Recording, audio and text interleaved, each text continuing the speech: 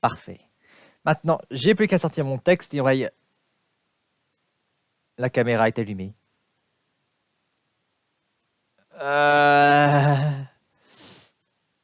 Bonjour. Vous savez pourquoi je tenais à finir le marathon des 5 ans de Super Smash Bros Delirium le 11 juin? Parce que je croyais que c'était l'anniversaire du trailer, ils sont tous présents. Mais non, en fait, il était sorti le 12. Qui s'avère être la date où j'ai sorti la fin du marathon? Ah, pour le coup, c'est bien tombé, hein? Et dans cette même logique, parce que je n'ai pas fêté à proprement parler les 5 ans de ma chaîne, puisque j'ai commencé en réalité à faire des vidéos le 27 juin, ben autant en profiter. Bienvenue à l'after party des 5 ans de Super Smash Bros Delirium.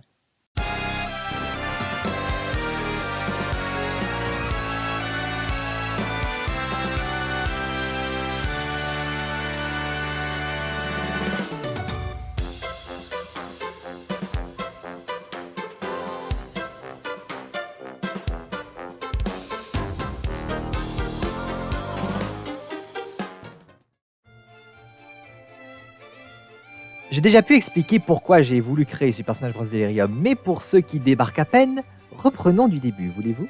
Dans le flot des spéculations de Smash, plus un personnage est issu d'un jeu populaire, plus il est réclamé. C'est logique. Mais il ne faut pas non plus oublier que Smash a souvent pu mettre en avant des personnages peu attendus ou issus de jeux peu connus. Un aspect que Ultimate n'a pas tant mis d'emphase dessus. Mais l'idée ne m'est pas venue que à cause de ce jeu-là.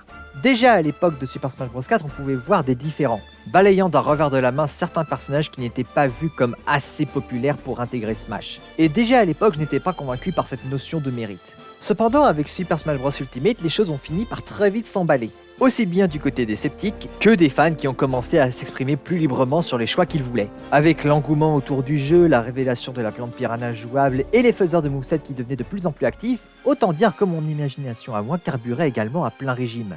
Et dans le même temps, ce fut mes années où j'étais en école d'art et où j'apprenais les bases des logiciels de montage vidéo. Et c'est ainsi que pour le premier anniversaire de Everyone is Here, je me suis mis au travail pour lancer ma propre série de vidéos de movesets en me concentrant sur des personnages choisis par mes soins et en n'hésitant pas à sortir des carcans de la spéculation. Et ainsi est né Super Smash Bros Delirium. Au passage, pourquoi Delirium? Je voulais que mon émission se démarque en termes de titre, comme ça on l'aurait retrouvé plus facilement. Et après réflexion, ce titre m'est venu. Déjà parce que c'est le latin de délire, et mes movesets sont précisément ça, des délires que je vous partage, mais aussi à Astérix Maxi Delirium, un clone de Mario Party dans l'univers de la BD. Un jeu qu'on aimait beaucoup ma famille et moi. Bref, une rêve personnelle pour le coup. Mais ce n'est pas tout. Pendant quelques temps, j'avais tenté de faire une série spin-off où je me concentrais sur des mécaniques de gameplay précises pour des personnages souvent discutés, j'ai nommé Delirium Concept. Mais le temps passant, je me suis laissé emporter et fini par faire des movesets complets pour des personnages plus populaires dont je voulais parler. Au final, j'ai arrêté les frères d'octobre dernier et SSBD sera désormais plus souple ou plus fourni. J'aurais aimé parler plus en détail de la fabrication de mes vidéos, mais en vrai, j'ai pas grand chose à expliquer. Tous les dessins, je les fais moi-même, toutes les peintures, je les fais moi-même, le montage, je le fais moi-même, et en général, ça me prend quelques jours, voire quelques semaines. Même si je pense que si je m'y mettais sérieusement, je serais capable d'avoir un rythme un peu plus soutenu que juste une vidéo par mois. Alors à la place, parlons plutôt de mes choix. Pourquoi j'ai choisi ces personnages-là pour ma première saison? Pour cette première saison, je ne sais pas si vous aviez remarqué, mais dans SSBD lui-même, mes 8 choix principaux sont en fait des références aux personnages jouables de base du premier Smash. Et à l'origine, c'était quelque chose que je voulais essayer de suivre. L'ordre chronologique et les séries des différents combattants. Sauf les épisodes au chiffre rond où je me serais permis des choses uniques. Autant dire que j'abandonne l'idée, me limiter à un ordre trop strict aurait rendu ma série trop rigide. Surtout quand j'ai des tonnes de personnages de jeux récents dont je voudrais parler, et j'ai pas envie de trop les faire patienter, déjà que j'ai trop traîné avec ma série. Mais donc, pourquoi j'ai choisi tel ou tel personnage? Dans l'ordre, Cappy, comme je l'ai dit, la chapimorphisation offrait un tel potentiel que je voulais lui créer son propre moveset au lieu d'essayer de l'intégrer au forceps à celui de Mario. Les Tiki, j'étais fan de Donkey Kong Country Returns et je voulais rendre hommage à l'aspect du jeu le moins apprécié. Surtout que la plante piranha m'avait pas mal inspiré. Les prodiges, j'avais envie de parler d'eux à la fois en tant que fan des jeux Zelda récents, mais aussi parce que j'étais intéressé à l'idée d'explorer l'idée de faire un moveset tag team avec eux. Il y avait un potentiel intéressant que je n'ai jamais vraiment vu quelqu'un développer. Le Metroid, il m'intriguait parce qu'on n'a jamais eu de Metroid jouable dans quoi que ce soit. Enfin, plus depuis Dread, mais c'est encore un autre sujet. Moi, je parlais surtout de la créature telle qu'elle. Du coup, je voulais voir pour en faire un combattant. J'ai beaucoup buté, mais au final, je crois que mon moveset lui a rendu hommage comme il fallait. Et pour Grakowitz, étant un fan distant de RPG Mario et Luigi et voyant que pas mal de fans le réclamaient, je tenais à me pencher sur lui. Il avait tellement de potentiel que ça aurait été du gâchis de l'ignorer. Et maintenant, les autres épisodes dont j'ai pas encore eu l'occasion de parler. Déjà, pour les combattants Echo, depuis l'introduction du titre, je voulais faire une vidéo où j'imaginais des changements pour les rendre plus uniques. Et j'ai commencé avec Pete, Maléfique, Lucina et Daisy parce que j'avais déjà des idées pour eux. D'ailleurs, à ce sujet, rendez-vous pour la partie 2 de l'épisode 5 de Super Smash Bros. Delirium d'ici quelques mois. Pour Kamek et Belixo, l'univers de Yoshi étant sous-utilisé, je voulais créer des combattants inspirés par cet univers, histoire de le mettre en valeur. Kamek m'intéressait, mais il était aussi un choix très souvent proposé par des fans. Aussi, je cherchais quelque chose de plus unique, et Belixo a eu droit à mes faveurs, non seulement parce que j'aime beaucoup cet ennemi, mais aussi parce que je voyais un potentiel digne de Smash en lui. Pour Waddle Dee et le duo Elfélide Mystigriff, tous les trois issus d'un autre univers sous-utilisé dans Smash, et pour le coup tellement que c'en est décevant. Waddle Dee est un cas d'école des spéculations de Smash, et je voulais apporter ma pierre à son édifice. Mais en parallèle, la sortie et le succès de Kirby et le monde oublié m'a inspiré pour faire un moveset en l'honneur du jeu. Cela dit, restez à l'écoute car du nouveau les attend d'ici décembre. Pour Pépi, Star Fox étant à l'arrêt dernièrement, je voulais voir pour créer un moveset qui pourrait emporter un lot de consolation dans Smash à défaut de la rendre à nouveau active. Et vu comment Pépi diffère des autres niveaux physiques, je trouve intéressant de me pencher sur son cas. Pour Tac Tac, j'ai longtemps hésité sur le sujet que je voulais faire pour mon principal moveset basé sur un Pokémon. J'avais envisagé les starters de épée et bouclier, le dresseur de légende Arceus, et au final j'ai choisi Tac Tac car Écarlate et Violet étaient les jeux les plus récents et il est l'un de mes Pokémon préférés de ce jeu en termes de concept. Wonder Rouge. J'adore The Wonderful 101 et j'avais envie de faire un moveset consacré à son héros depuis le début de Delirium. Dixie Kong et Shovel Knight, deux autres personnages souvent discutés dans les spéculations, et à cause de ça, j'ai été assez rapidement inspiré et du coup, je n'avais pas envie de faire traîner leur cas trop longtemps. Qui plus est avec Shovel Knight, sachant que Dig allait bientôt sortir, je me suis dit que c'était le parfait timing pour parler de lui. Et enfin, les sages, sachant que Tears of the Kingdom allait fêter son premier anniversaire pendant le marathon des 5 ans de Delirium, je me suis dit qu'un moveset pour eux était la parfaite fin du marathon. Ainsi, voici pourquoi j'ai choisi tous ces personnages. Maintenant, passons à la partie amusante de la vidéo.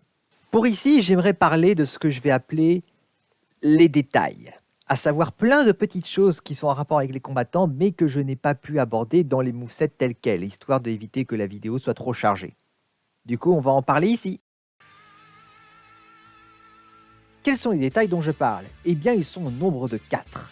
Numéro 1, les sobriquets du ring de boxe. Sur le stage en question, on peut voir s'afficher sur l'écran en arrière-plan des portraits des combattants actuels, avec en plus un surnom. Et je ne vais pas vous les présenter. Parce que je l'ai déjà fait, car j'ai inclus ces mêmes sobriquets dans le titre de chacune de mes vidéos depuis quelques temps. On va les repasser en revue, et je vais en profiter pour vous présenter aussi les surnoms en upgrade tant que je suis. Après tout, c'est aussi moi qui fais les sous-titres. Numéro 2, le mode classique. Dans Smash, c'est un mode où le joueur choisit son combattant et enchaîne plusieurs combats générés aléatoirement jusqu'au moment où il affronte Créamin et ou des maniaques, les boss de Smash.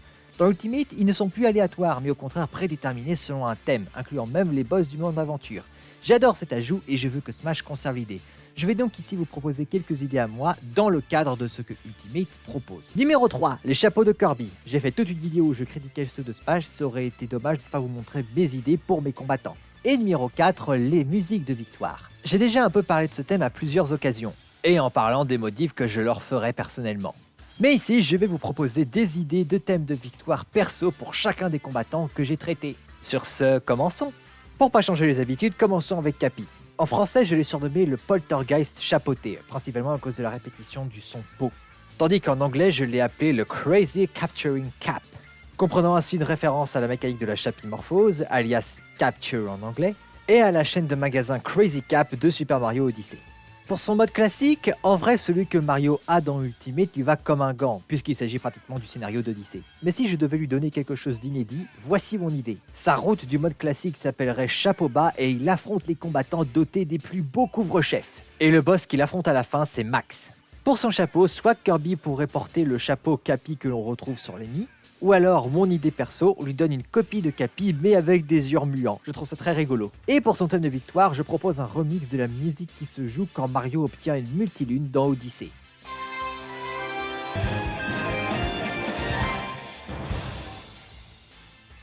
Pour les Tiki, je leur ai également donné 2 surnoms différents en fonction de la langue. En français, les esprits toc-toc, c'est un jeu de mots avec le terme Tiki. Aussi, c'est pour être fidèle à comment les jeux Donkey Kong Country modernes utilisent beaucoup des synonymes du mot fou. Quant à leur nom anglais, The Returning Spirits, c'est un jeu de mots avec Donkey Kong Country Returns. Leur mode classique s'appelle Récolte d'or. Ils affrontent des combattants dans des stages issus de leur univers, avec un combattant allié issu de ces mêmes jeux, comme s'ils l'avaient hypnotisé. À noter que l'objet de soin le plus récurrent sont des bananes, et les objets basés sur des bananes ont plus de chances d'apparaître. Et le boss final, c'est toujours en duo créé à main et des maniaques, en référence à Tiki Tongue. Pour le chapeau, Kirby porte la tête en tambour du sbire Tiki, et leur thème de victoire est inspiré par leur leitmotiv.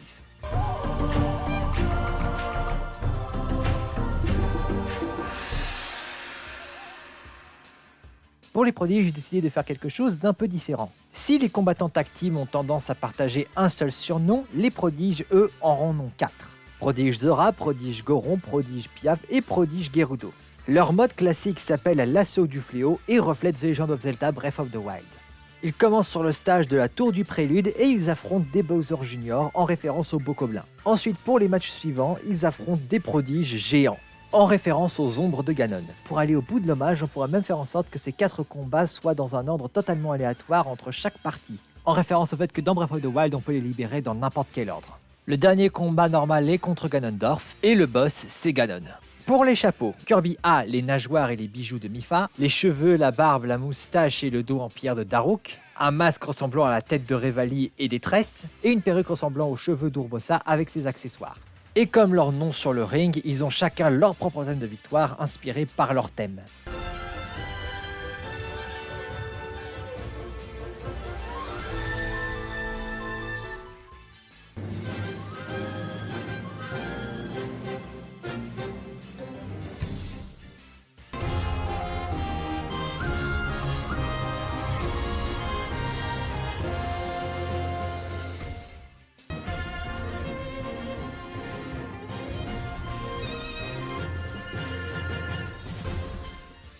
Le Metroid, je l'ai surnommé le guerrier ultime, car c'est ce que veut dire Metroid en langue Chozo.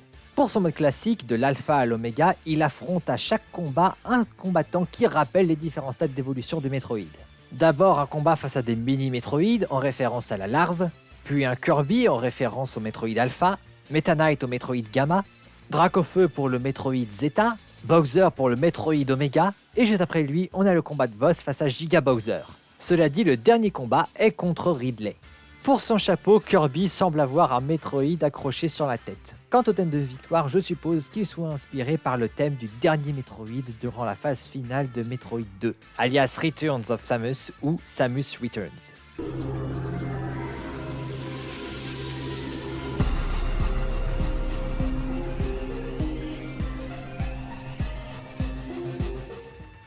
Pour Grakowitz, il a 2 surnoms différents en fonction de la langue.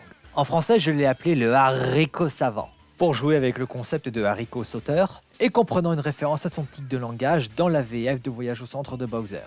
En anglais, c'est He Who Has Fury, en référence à l'une de ses répliques fétiches I Have Fury. Son mode classique porte le nom rouge et vert. Il n'affronte que des paires de combattants qui ont cette dualité de couleurs. Et son combat final est en 2 temps. D'abord, c'est un combat à 2 contre 3. Grakowitz est aidé par un Bowser en skin bleu, en référence à Bowser noir, et affronte Mario, Luigi et Bowser. Et après, il affronte toujours avec son allié Bowser, Giga Bowser. À propos de trucs en 2 temps, parlons du chapeau. En copiant Grakowitz, Kirby copie également sa mécanique de combattant, ce qui fait qu'il a accès à son propre Aspirojet. Mais à part ça, Kirby copie les lunettes de Grakowitz ainsi que son sourire. Quant à son thème de victoire, je propose que Grakowitz ait un truc inspiré par le thème du combat final de Mario et Luigi Voyage au centre de Bowser. In the Final.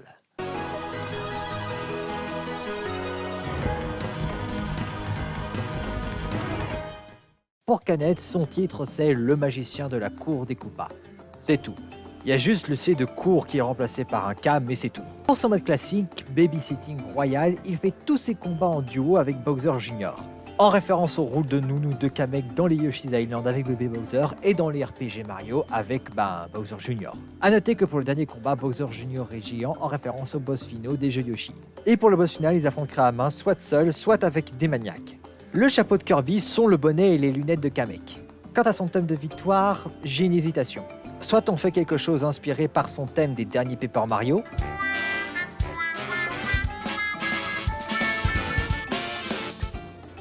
soit quelque chose inspiré par l'accroche des combats de boss de Yoshi's Island et des New Super Mario Bros.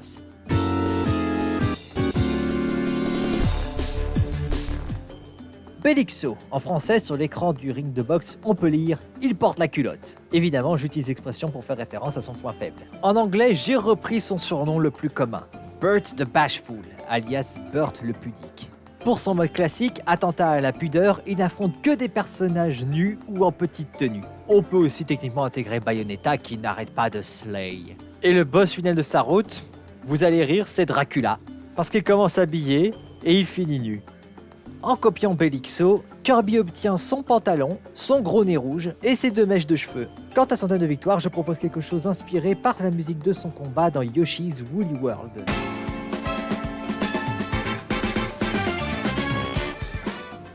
Pour Waddle Dee, sa tagline sur l'écran du ring de boxe c'est « Il n'a pas qu'un beau physique ». Une reprise directe de sa tagline dans le mode guest star de Kirby Star Allies. Mais ce n'est pas tout, Waddle Dee a un petit truc en plus. Pour rappel, je lui avais donné 2 skins uniques où il est remplacé par un Waddle Doo. Et il se trouve que Smash n'hésite pas à donner un surnom différent si un skin est un autre personnage. Du coup, celui de Waddle Doo est aussi sa tagline du mode guest star, rayon d'action. Pour le mode classique, j'aimerais d'abord parler d'une de mes inspirations. À l'époque où je suivais encore Brawl Fan One assidûment, je précise, si je ne le suis plus, c'est pas parce que je n'aime plus ce qu'il fait, c'est juste pour être de nouveau blanc de toute inspiration pour mes propres movesets à moi. Je n'ai aucun problème avec lui. Mais bref, lui, ses amis et ses fans avaient eu comme idée pour le mode classique de Waddle Dee de faire en sorte qu'il escorte Dadidou. J'aime beaucoup, mais ici j'ai décidé de proposer ma propre idée. J'ai nommé Seul contre tous. Il n'affronte que les personnages les plus célèbres du roster. Le Dracula de Castlevania n'était peut-être pas la version la plus connue du personnage, mais c'est Dracula. En copiant Waddle Dee, Kirby gagne son bandana et sa fourrure. Quant à son thème de victoire perso, je propose un remix de la musique de l'attrape-pomme de Kirby Battle Royale, qui lui sert de leitmotiv de temps en temps.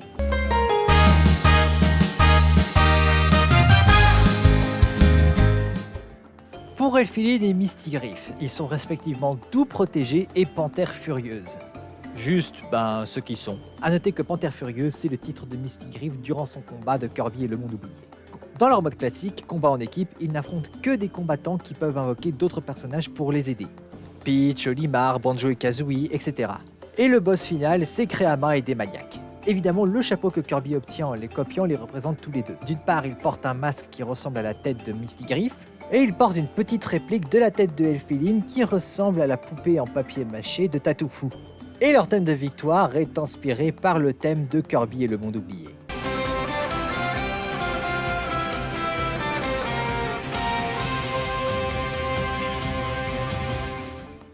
Pour Pépi, je l'ai surnommé le lapin vétéran de l'espace, parce que c'est ce qu'il est. Pour son mode classique, vétéran Super Nintendo, il n'affronte que des personnages issus de jeux de 16 bits.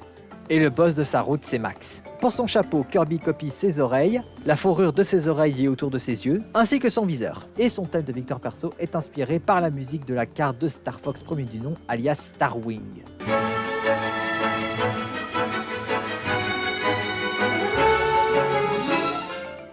Pour Tac Tag, sur l'écran du ring de boxe, on peut lire « Celui qui signe de la pointe de son doigt ». Parce que c'est ce qu'il fait, il laisse des marques de son passage en peignant avec ses doigts. Son mode classique, je l'ai surnommé « Problème paradoxaux ». En référence au Pokémon Paradox de Écarlate et Violet, il affrontera moitié d'adversaires qui ont un look préhistorique et l'autre moitié un look futuriste. Et à la fin, il affronte Créamin et Démaniac. Pour le chapeau, Kirby copie son visage, ses oreilles, ses cheveux, ainsi que les peintures au bout de ses mains. Et pour sa musique de victoire, je propose quelque chose inspiré par la musique des raids des Pokémon Terra cristallisés.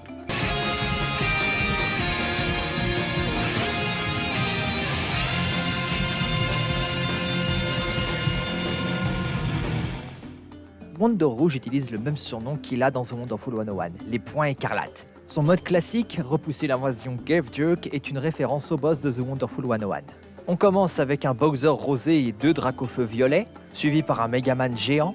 Ensuite vient Bowser Jr. accompagné de Ridley, Bayonetta accompagné d'un Inkling, un Bowser bleu accompagné d'un Little Mac géant, à noter que pour ce combat Wonder Rouge est accompagné lui aussi de Little Mac, Ryu accompagné de Donkey Kong, et le boss final c'est Créamin et Démaniac. Je vous laisse identifier qui sont les boss. Pour son chapeau, Kirby copie son masque, ses cheveux et ses gants. Quant à sa musique de victoire, il s'agit du morceau « Une nouvelle victoire pour les Wonderful », la musique que l'on entend en réussissant la mission finale d'une opération.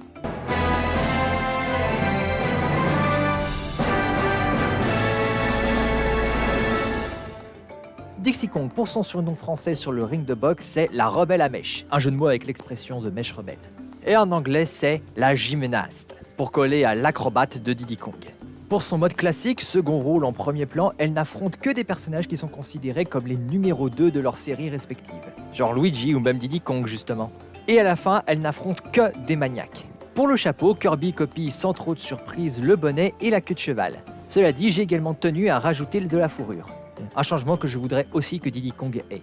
Quant à sa musique de victoire, je propose son jingle de fin de niveau de Donkey Kong Country 2.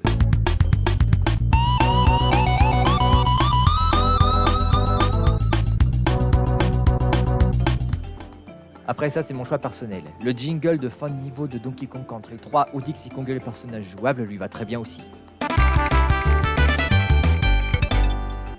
Pour Shovel Knight, sur l'écran du ring de boxe, on peut lire « Affi t'appelle », l'une des répliques en début de niveau de Shovel Knight. Son mode classique s'appelle « Aux armes ?» car il y affronte les combattants dotés des armes les plus bizarres du jeu, comme Banjo avec Kazooie ou encore Samus sans armure avec son pistolet qui fait à la fois pistolet paralysant et fouet. À la fin, il affronte Dracula parce que ça ressemble beaucoup trop à son combat contre l'Enchantress pour que je l'ignore. Pour le chapeau, Kirby copie son home, tout simplement. Et sa musique de victoire, c'est le jingle de fin de niveau de Shovel Knight.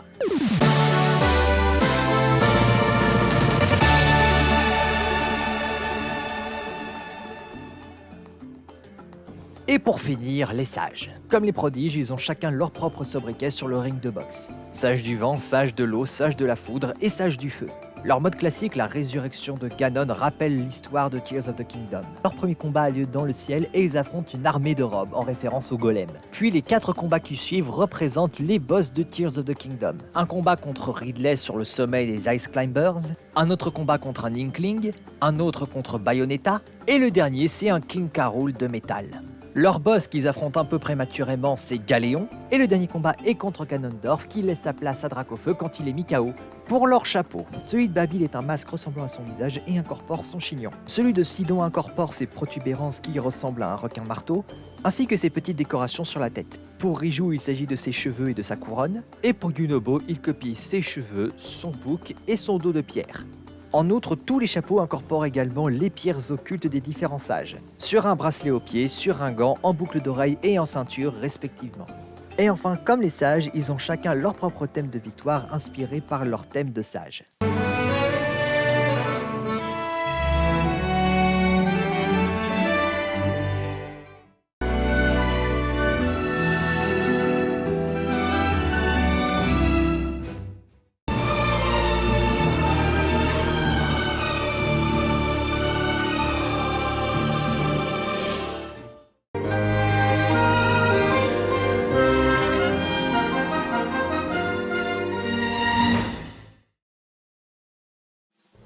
Et voilà, c'était tous les détails dont je voulais parler. On en a fait du chemin, hein. Encore une fois, je n'abandonne pas l'idée de faire des movesets. Je suis en train d'écrire la saison 2 de Super Smash Bros. Delirium au moment où je vous parle. Mais en attendant, j'espère que vous aimerez découvrir ce que je vous propose pour le reste de l'année et pour d'autres projets personnels que j'aimerais essayer d'accomplir. Et alors que cette vidéo touche à sa fin, j'aimerais vous dire encore merci. Merci de me suivre et d'apprécier mon contenu. Pour rappel, comme toujours, si la vidéo vous a plu, n'hésitez pas à mettre un like. Un commentaire gentil ou une critique constructive à faire, la section commentaires est ouverte. Si mon futur contenu vous intéresse, vous pouvez vous abonner et n'oubliez pas d'activer la cloche. Et vous pouvez également me retrouver sur d'autres réseaux sociaux affichés à l'écran. Quant à moi, je vous dis à la prochaine.